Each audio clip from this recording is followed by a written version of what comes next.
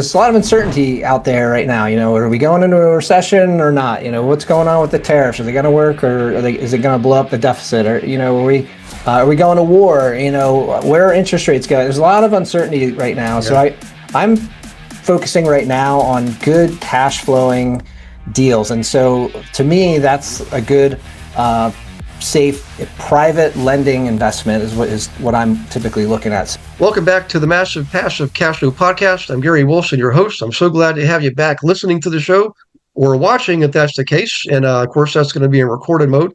But in any case, welcome aboard. We appreciate your participation and hope you enjoy this show like all the others. We got a great guest today, Tom Dunkel. And I love the name. Tom, I've got to say this. I love Irish and German beer. Of course, Dunkel is a very good German type of, it's, it can get dark or light, but Dunkel is actually my favorite type of beer. So, and for all listeners, we're not actually going to talk about beer today, although it could come up. You never know. What we're going to talk about is real estate. And Tom's got a lot of experience, like building businesses. He's very straightforward. He'll tell you, there's sometimes you get the bear, sometimes the bear gets you. So Tom, first off, welcome aboard, man. I appreciate you doing this. Guten Tag, Gary. Great to be with you and all the listeners today. Yeah, looking forward to our chat. I love it, man. So if you could, I know a little bit about your background, but I always find it a lot nicer if I let you kind of tell people, what got you into the business? You probably came from some other industry, like most of us do, and get into this. Tell us about that transition and what was the driver. And then we can into some meat and potatoes, Yeah, sure. Yeah, so got out of business school actually down there in Virginia at the College of William and Mary, and so spent a little time down your way. But yeah, got out of there and got into mergers and acquisitions in the aerospace industry over on the other side of Virginia, up in Arlington. Our company was in downtown DC. And wow, what a great environment really to start my career as kind of a financial deal guy, because the company that I joined was growing aggressively through acquisition. So we were raising private equity, we were putting together debt strategies and these big debt revolving kinds of debt, term debt, all these different things. And so I was able to really learn early on in my career, how deals got done and what's the best way to structure them and that kind of thing. So we went and built that company up, and that was a great experience. I worked with Harvard MBAs, Wharton MBAs, Naval Academy grads, ex-fighter pilots, and we actually had 3 astronauts on our board of directors who I got to know a little bit too. So just an incredible group. And so worked my butt off there, really learned how to build financial models, do the projections, and not only that, but package it so that we could sell the idea to the private equity firms and to the lenders. So fast forward from there to 2006, I had moved jobs a little bit here and there. And then I got fired, Gary, got fired in 2006 from my corporate finance job. And so that was really the kick in the pants that I needed to go out and start my entrepreneurial career, because I had been wanting to do it for a while, but it's hard to know, when do you pull that trigger? When do you make that jump? Because here I was a vice president at a publicly traded company. I had the proverbial golden handcuffs. I had the stock options. I had the salary and the bonuses and all the creature comforts of corporate America. So it was really a blessing in disguise when I got that news about losing my job. So went out and started doing residential real estate. I got into fixing and flipping. I picked up some rental properties. I did some wholesaling. And then as my business, I tried to get it off the ground. Then we run right into the Great Recession. Like I said, I started that in 2006. So 7, 8, 9, those were really tough times. I'm trying to learn how to be an entrepreneur. I'm trying to learn how to build a team, trying to learn how to be a leader. All things that, even as good as my background was to that point, I just didn't have that skill set. So had to, grow some thick skin real quick. And so while the world was kind of crashing all around me, I discovered distressed mortgage debt. And so it really kind of fit with my interest in real estate and also fit my background in in finance. So started buying up those pools of distressed mortgages. And fast forward to today, we've generated over $63 million of revenue in that business over that time Nice. period. It's just me and my business partner, Joe Downs, and a couple of staff people. So that's been a pretty good run, which has allowed us to do some other things in real estate. So we were partners in a title company for a while, and we started a hard money lending business, and we failed at that. And then when a couple of years went by, we thought, hey, let's try this again. We failed again. Yeah. So anyway, so just been out there battling. But the last like 5 years or so, I was involved with our company that was growing a self-storage portfolio. So we built a portfolio in self-storage. But last year, I kind of let my partners know, like, hey, I'm going to be looking to transition and start, kind of my own thing, which is Eagle Capital Investments, my new business, which is basically a fund of funds business. We can dig more into that in a minute if you want, Gary. But so that basically it's an opportunity for me to marry up my investors that I've worked with over the years and marry them up with the operators that I've gotten to know, like, and trust during my 19-year journey out in the real estate world. So that's kind of my new passion project as I, kind of try to be real honest, Gary. It's trying to kind of turn down the heat a little bit on my business side and do a little more on the personal side, play a little more golf, do a little more hiking, spend a little more time at the beach and visiting my adult kids and that sort of thing. Yeah. It's funny. I didn't even, I'm surprised this didn't come up, but I also did mergers and acquisitions, but in banking. I was at PNC Bank, but before that, you're going to kick out of this. That was my first job. I went to Old Dominion, got a degree in computer science. Okay. And we used to go up and, well, everybody will figure this out. We used to go out and party with all our high school buddies who went to William and Mary. We go back and they would come to the beach. We go up there because they had REM come play at William and Mary. We said, we got to see REM, man. Sure. But my first job was at NASA at Langley Air Force Base, right down the road from William and Mary. And I was on the space shuttle project, and there were still some astronauts there from the original Apollo days because this was like 1985, but they were more in management positions. And I never forget I can't remember the guy's name right now.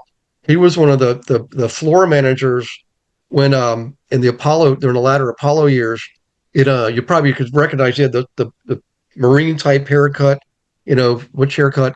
I never forget the flat top. The flat top, yeah. Right. I never forget my first day. We're on in this big room. It was basically a floor for computers, and there was a banner up top that said the space shuttle was off course. And what people don't realize, any rocket, including the space shuttle, which is really a vessel that rides on top of rockets when it launches, it's not going straight. It looks straight on TV, but it's going like this. It's wobbling, and all those computer systems are designed to keep it on track, and that's what we worked on. But I never forget, he came in and he had his hands on his hip, and he's looking at us because we're chatting. We're just so excited because we're green. We're like 22, 23 years old. We finally realized we better shut up. And all he did is he looked at us and he pointed and he said, see that sign up there?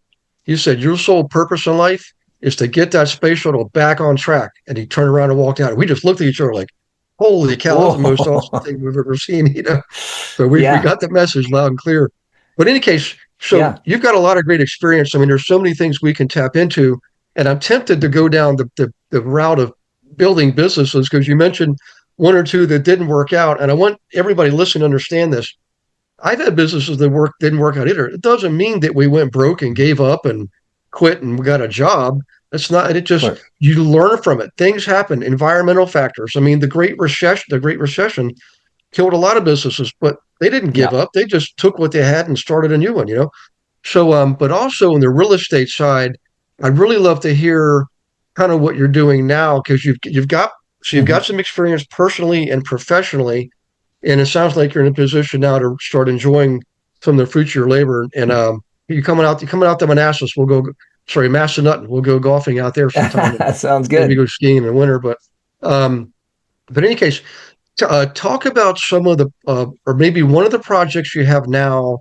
If you're looking to bring together through networking your clients and the funding or development, because I want people to hear what you're doing relative to what Sure. you did before, which is flipping houses, where most of us start.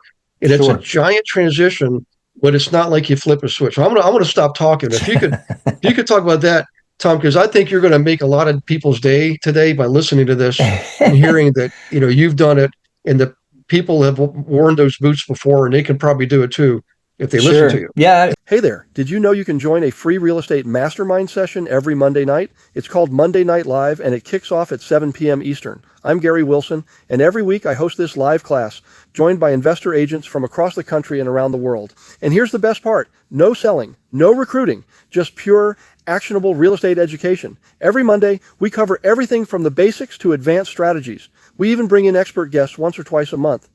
Topics like how to buy property using crypto, how AI is reshaping the real estate landscape, what the metaverse and blockchain mean for real estate deals today. Whether you're a new investor or a seasoned pro, you'll walk away with real value, and you'll have the chance to ask questions live, connect with others, and expand your network. Sound good? Then head over to realestatewithgarywilson.com. Click the Resources tab, select Monday Night Live, and you'll find recent replays plus a full schedule. You can register for any upcoming session, even weeks in advance. And if you're watching this on social media, just check the video description for the direct registration link. I'll see you Monday night. Bring your questions, your notepad, and your drive to grow. I look forward to connecting with you. I've certainly, taken some time to look back and try to figure out, like, why did that work and why did that not work? And I think a couple of key things that I think are really important for anybody out there that's looking to start a business. You've got to find a niche, or as our European friends, a niche. Yeah. Because the riches are in the niches. So you can only say that in America, I guess. The riches or the niches, I guess, doesn't sound the same. But anyway, so, and what I mean by that is, not that it needs to be so weird and esoteric that, no one's ever heard of it, but that's what I discovered with the distressed mortgage debt business. So that was a very kind of nuanced, misunderstood business. And what that allowed was, it allowed us to acquire assets at way below what we felt they were worth, because there wasn't a lot of competition.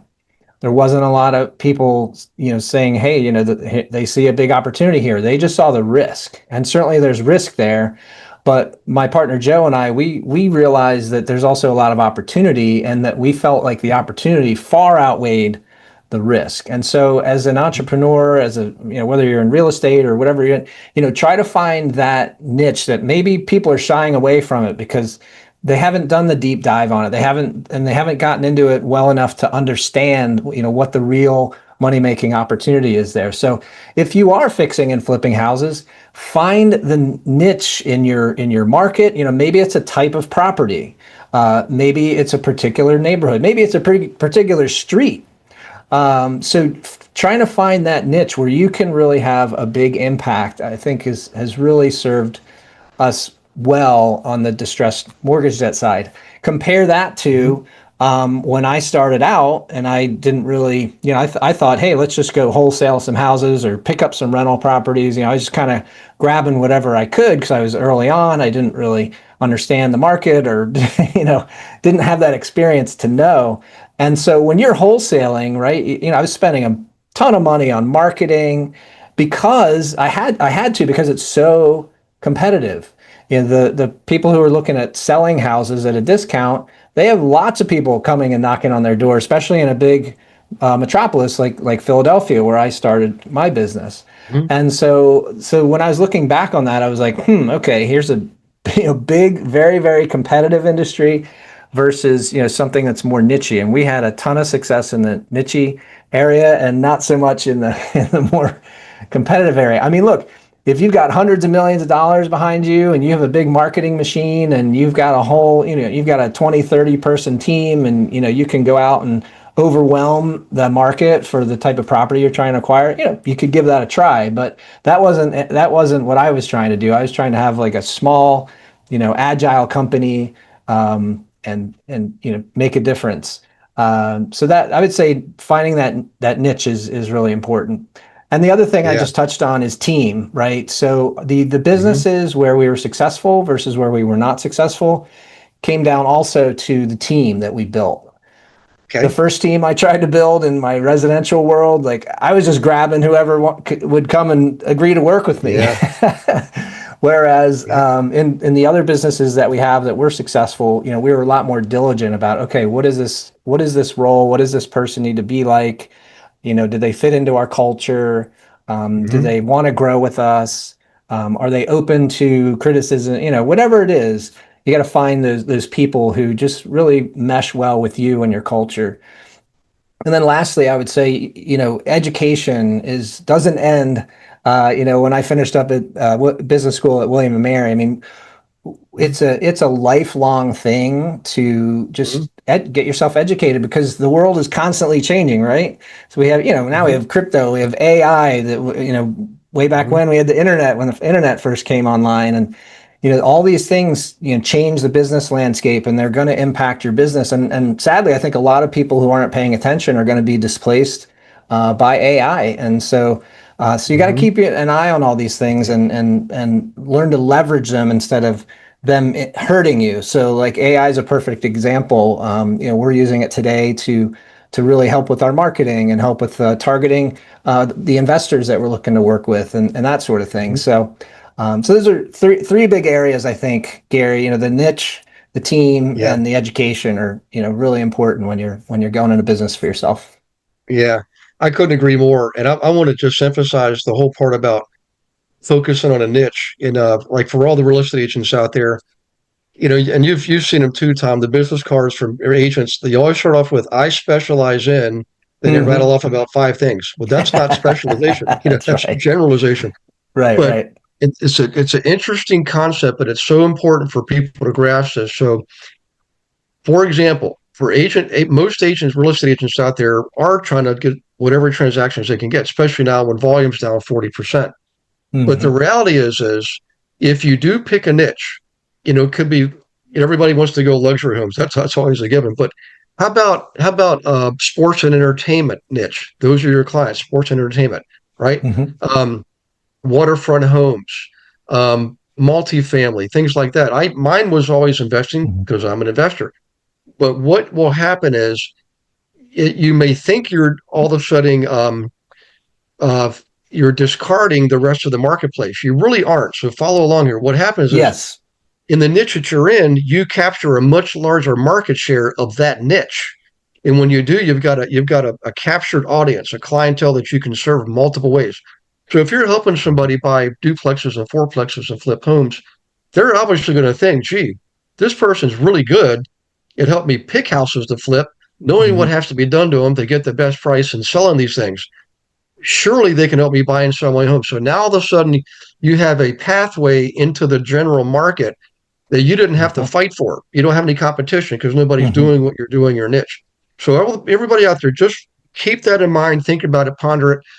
It was a leap of faith for me when I did that, but I'm living proof it works. And anybody that I know that has done that, no matter what their niche is, has always worked out well for them. Hmm. You learn small and then you grow big. So, in any case, trying Yep. to ramble on there so much, Tom. All Let's good. talk about the money. Right now, we just came through a period of time where prices went up dramatically, followed by interest rates. And so I hear it all the time. I don't know, the cash flow doesn't justify the cost basis and the mortgage payments and all that. What what kind of things are you seeing when it comes to getting the money? Are you getting private money? Are you putting together syndications, or kind of take us Hmm. on that journey a little bit? Sure. Yeah. So in the deals that I'm doing these days, so for example, the beginning of this year, I helped a longtime friend of mine who's a multifamily operator, helped him raise capital for his acquisition of a property out in Phoenix, and so I was just working with my group of investors who have been following me for many years, and so that's a syndication. So we do kind of a syndication within a syndication. So that's what a fund of Okay. funds is that I mentioned earlier. So basically, I'm raising funds in my own small fund to invest in someone else's syndication. And why does that Gotcha. make sense? So why doesn't an investor just skip me and go directly to the operator? Well, it's a good question. I would say two reasons. One is the investor that I work with is typically, high achiever outside of real estate and things like that. They're doing something other than investing in real estate on a day-to-day basis. They might understand it at a high level, but they need someone like me to help them really vet and find the best deals. So that's number one. And then number two is when I go to my friend and say, hey, I'm not bringing you 50 grand, I'm not bringing you 100 grand, I'm bringing you $1 million as one investor, they are more than happy to give me better economics than the smaller investor that's only bringing the 50 or 100,000. So as an example, instead of getting a 7% preferred return and a 70-30 split, I'll negotiate with them to get an 8% preferred return and an 80-20 split. And so that way my investors get paid more going through me to get to that opportunity. And like I said earlier, it's a kind of a pre-vetted opportunity because they can rely on me and my due diligence system that I've honed over the years to make sure it's a good deal. So that's kind of the fund of funds model that I'm working within right now. But I am also looking at raising a fund later this year that's just going to be cash flow oriented. I don't know about you, Gary, but there's a lot of uncertainty out there right now. Are we going into a recession or not? What's going on with the tariffs? Are they going to work, or is it going to blow up the deficit? Or are we going to war? Where are interest rates going? There's a lot of uncertainty right now. Yeah. So I'm focusing right now on good cash flowing deals. And so to me, that's a good, safe private lending investment is what I'm typically looking at. So I have some fix and flip guys who I've worked with for years. I make them a loan. I'm secured in first position by the property. I get my, double digit, interest payment every month. And then when they sell the property, I get my capital back. So, I'm not enjoying any of the upside, but I'm also not taking on a lot of the risk. So that's kind of my favorite investment right now. And that's more of like maybe a one-off kind of thing, or maybe I'll partner with one or two other people on something like that. But like I said, it's such a crucial area, especially as people are maybe getting closer to that financial freedom number that they've been striving for. They might be less interested in the kind of the growth end of the curve and more interested in kind of that steady cash flow end of the curve. So looking at putting a fund together for that. But I'm going to be, polling my investor base to see kind of what that looks like for them, if that's something they would be interested in. But that's where my personal focus is right now, is really the capital preservation and the cash flow. Well, that sounds good. I like, what's interesting is your approach. What I'm wondering is, so what you're doing, do you have to go through all the SEC rules for accredited investors? Or are you able to stay outside of that because of the approach you're taking? Yeah, really good question. So within the fund of funds, so when I put my mini fund together to invest in my friend's apartment deal out in Phoenix, that was for accredited investors only. So it was a 506c deal, and I have to do all my own documents, and then I invest in his deal, and he has his own documents. So it's a little duplicative, but that's neither here nor there. The private lending, however, is an opportunity for non-accredited investors to participate because lenders don't need to be accredited. Check with your attorney on that. I'm not an attorney, but check with your advisor on me. That's my understanding of how that works. So it is an opportunity for those who maybe haven't reached the accredited status to participate in some of these alternative deals, which can really help grow their cash flow and their wealth. Absolutely. I love private lending because if you're funding a flipper, you can charge whatever you want to charge. Basically, you can say, hey, look, it's going to be, 10%, 50%, whatever.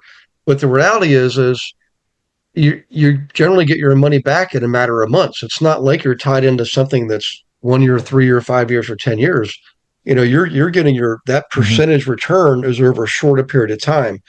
So if you keep your money working for you, your aggregate return is much greater, than 10 or 12%, Yeah, that's a good point.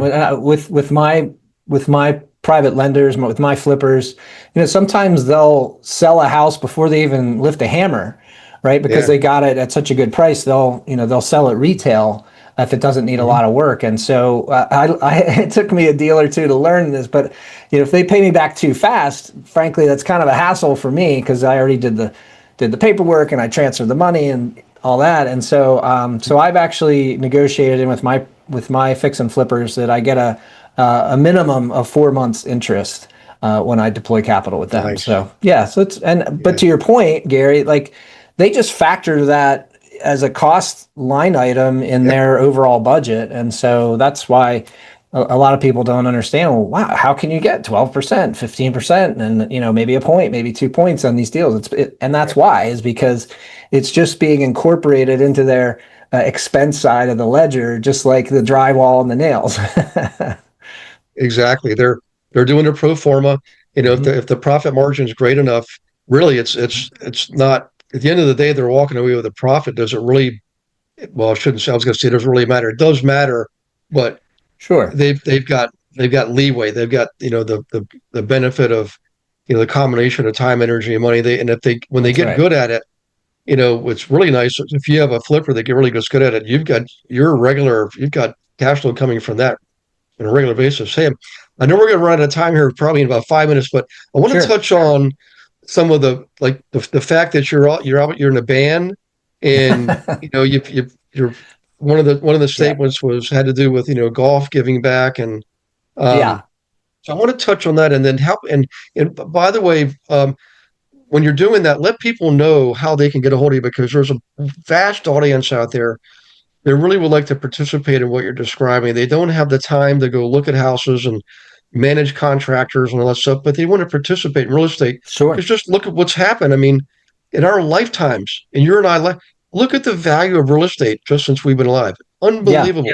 But go ahead and go ahead and take off on some of the fun stuff. Golfing and giving back and Sure. Yeah. playing in a So band. yeah. So yeah. Thankfully, Gary, I'm at a point where my passive income is exceeding my monthly expenses. So I'm in that financial freedom world. If you've played Yeah. Cash Flow 101, I'm on the outside of the board now. So which has been great, and so it's allowed me to do some different things. I grew up playing guitar. Well, I actually started playing piano. I picked up guitar when I was 11 years old and had a blast with that, playing in the garage band through high school. But then, it kind of went and sat in the corner, my guitar, for many years. And so, now my kids are out of the house, and so it's given me the opportunity to get back to something I love, which is playing music. So I actually Yeah. I'm the front man in a rock and roll cover band. I play guitar and I sing, and it's just a blast. We go out and we have a ton of fun, and our songs even sound halfway decent. So Yeah. so that's pretty fun. And then my other passion is golf. So again, Mhm. grew up playing golf, and then when you're busy building your business and raising kids, etc., those things kind of take a back seat. So now I'm back, playing more Mhm. golf, and then just trying to spend some more time at the beach and that sort of thing. But you touch on something that's important to me, and it should be important to everyone out there, which is trying to reach a level of significance. Yeah.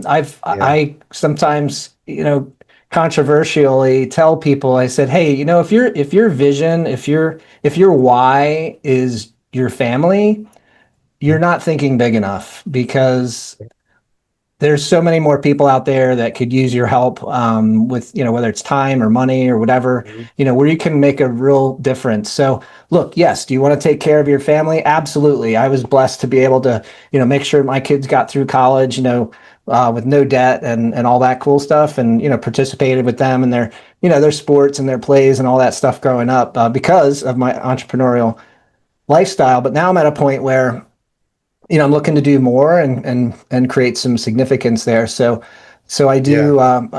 My company, Eagle Capital Investments, is a corporate partner with the Tunnels to Towers Foundation, Ooh, which you can awesome. look it up at t2t.org, which is basically Hmm. a foundation to help first responders and military families who have lost a family member, and now they're being given homes mortgage free, and they're given homes that are adapted to the the problem that the returning soldier might have, whether they lost a leg or they can't see, or the house has been adapted to fit what they can do.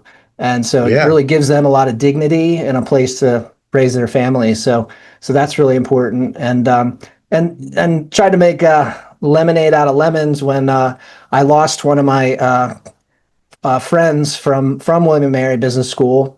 She passed away from ALS, so I started a scholarship at the College of William and Mary Business School in her honor. That's now raised enough money to start paying Yeah. scholarships to students attending the school. So just little things like that, I think, help to really, take you from a level of success to a level of significance. So that's really what I'm Yeah. working on these days. Is the scholarship fund at William and Mary, is that still open, or is it since been closed, or It what's the name is. of it? Let's go ahead and get that some It's publicity. Yeah. So it's called the Jennifer Cortana Gutoff Memorial Scholarship Fund. Jennifer was actually born and raised in Northern Virginia.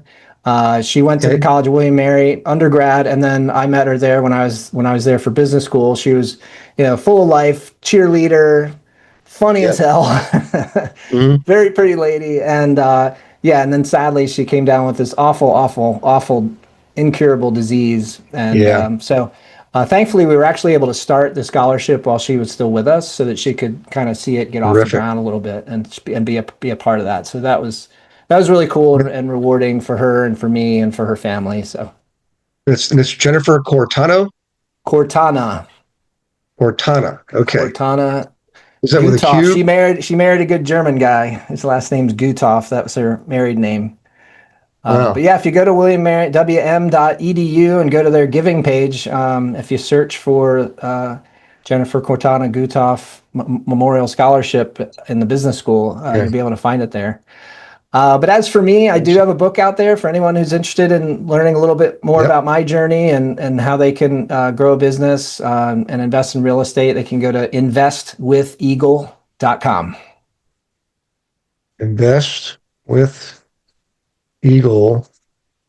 Investwitheagle.com. I'll make sure all That's this right. is in the show notes. And then the website for so Eagle Capital, is there another website, or is that investwitheagle.com? Is that the actual website where you go and Yeah, that investwitheagle.com is where I encourage people to go. They can grab my book there. And then Eagle Capitalinvestments.com is the main website for the company. Eagle Capital? Thank you very much. Okay, Eagle Mm-hmm. Capital. And I'm going to repeat all this for everyone listening. Well, this has been a lot of, probably one of the most fun podcast interviews in quite a while. So, there's so much we have in That's common. good. I actually might know Joe Downs. I've totally recognized the name, Oh, really? and it's Okay. my he's up in Alexandria. Okay. Um, I'm out here, of course, in the mountains. I went to high school at Fauquier High School, just an hour Okay. west of DC. Are Yeah. you still in Northern Virginia? Or are you back in Eastern Pennsylvania? No, Or I'm outside Philadelphia, which is my hometown. I grew up in a town out here called Paoli, and I okay, currently live in Devon, Pennsylvania. So awesome. yeah. Yep. The small world. I tell you what, this has been a lot of fun, and I hope that we get to connect again. So everybody listening, let's just go down here. So Tom Dunkel is the podcast guest. So go to eaglecapital.com to get information how you can communicate with Tom, and also get information on partnering in some of the projects. And then the book is investwitheagle.com. So we're going to help get that promoted. And then if you really want to, give to a good cause, go to wm.edu for William and Mary, right? Mhm. wm.edu, and look for the Jennifer Cortana Scholarship Fund. And Mhm. sounds like a very, very worthy cause. So, Tom, thanks for Mhm. doing this again. I know you're a busy guy, and I'm so happy, and I'm proud for you. I'm proud to know you, and just pleased that you've done as well as you have, and be willing to give back and share. And everybody listening, people always wonder, well, why do you guys do this? Why don't you just keep going out and making more money? And for me personally, I mean, I'm at a point where I love teaching. I love helping somebody get from wherever they are to the next level. I work so much for free, it's just more fun when I do that. Whenever if somebody pays me, I'm like, it feels like work, but when I do it out of my heart, it's That's a right. lot more fun. And guys like us never give up on people. So all you have to do is bring us your ambition, your passion, your desire, and you've got to bring your energy and your discipline. And I promise you, I mean, we come from different backgrounds. Tom and I have a lot more in common than I originally realized, but you don't have to be a tech person. You don't have to be a business analyst. You just have to have a dream, have a vision, and meet with people like Tom and I. I'd go to events and I don't even charge speaking fees anymore. I just tell them donate it to the Healing House Foundation. But Mhm. for all the agents out there, I know what it's like right now. You need to go to globalinvestoragent.com and check out our team. We're national. We teach agents how to work with investors, and when the economy is the way it is, investors are sitting there just licking their lips because they know what's going to happen. It's just a mathematical certainty. It's not anything to be scared about. It's something to prepare for, right? And you'll have clients who are going to need somebody like Tom. I mean, this is why we do all this. It's the networking is phenomenal. So, in any case, I'm talking Right. too much. I'll let you guys go. Have a wonderful day. God bless you and all your loved ones. Thank you, Tom, again. And I'll see all of you on the next Massive Passive Cashflow Podcast.